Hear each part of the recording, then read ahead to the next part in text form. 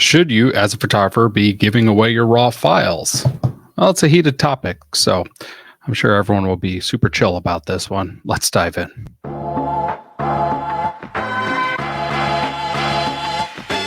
Are you tired of the endless stream of fantasy marketing and vanity metrics? Yeah, so am I. My name is James Patrick, and I'm an internationally published photographer, media specialist, and marketing strategist. I'm also a student of professional development, and like you, I've been left frustrated by all of this influencer-driven generic advice, making us think that we are just one course, conference, or manifestation away from the life of our dreams.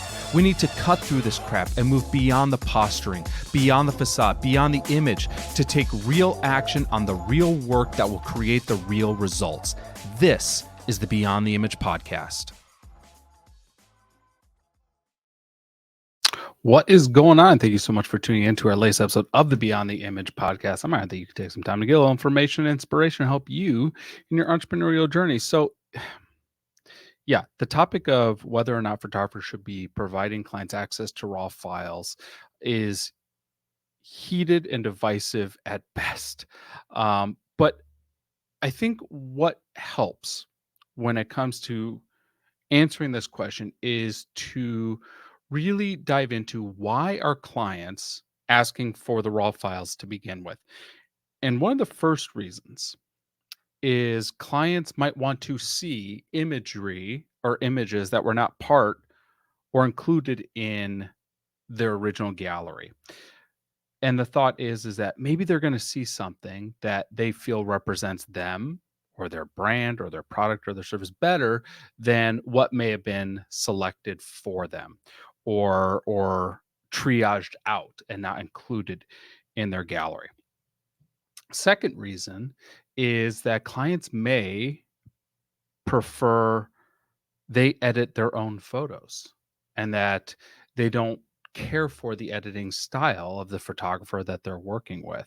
It could be that they need the photos to be completely unedited, and getting the untouched files is the only way to ensure that no post production was done to the files. An example of this would be if someone needs it for a modeling portfolio. Um, it could be that they have an editor that they have on their team or that they have a good working relationship with, and they trust their style and they want their style to be consistent across all their brand's imagery. So they want someone else to be editing the photos. Um, it could be all about file format and compatibility. Believe it or not, there are photographers who, even though they're paid for a photo shoot, they don't even deliver high resolution files to their clients.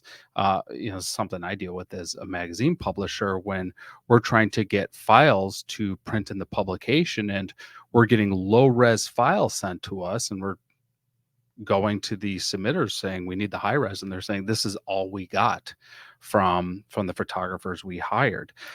So asking for a raw file ensures that you're getting the highest quality and highest file size that is available.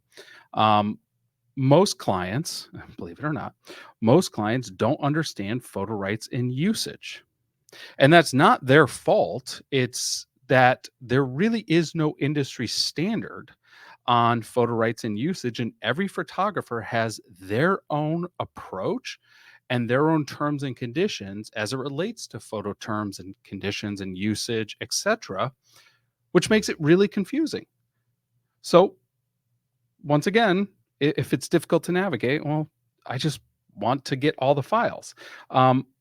Photo editing and retouching has become far more accessible than it ever has before, and far more attainable for people to do. There's that common statement that everyone's a photographer now. Well, you can say everyone's a photo editor now because of how ubiquitous photo editing software has become. Backup and security. Not every photographer guarantees that they're going to hold on to the files for life. And so having access to the files ensures that they are now responsible for the security of those photos. So they can back them up themselves, they can store them, and thus, if they ever need them in the future, they have them to refer back to.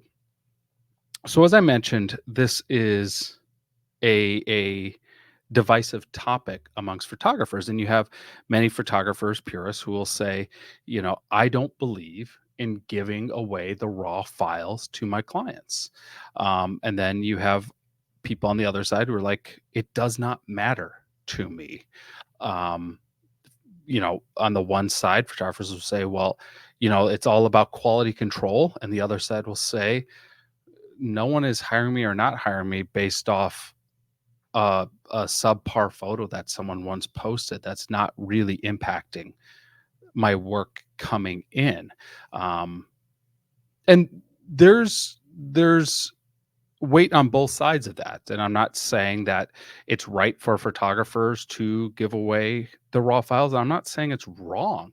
But the reason I wanted to talk about why clients are asking for the files is to get all the information on the table, because as a service provider, and we are in the service industry as creatives, as a service provider, it helps to know what the client's actual wants and needs are. Because if you know what the wants and needs are, you can be a lot more creative in how you are helping to serve those needs. And the photographers or creative professionals who come up with innovative ways to serve their clients' needs, and that doesn't mean that they have to give away the raw files, but to address their needs or to alleviate their concerns or to help them where there's fear or hesitation in working with a creative professional, builds trust and builds rapport with your clients and helps you stand out amongst any of your competitors.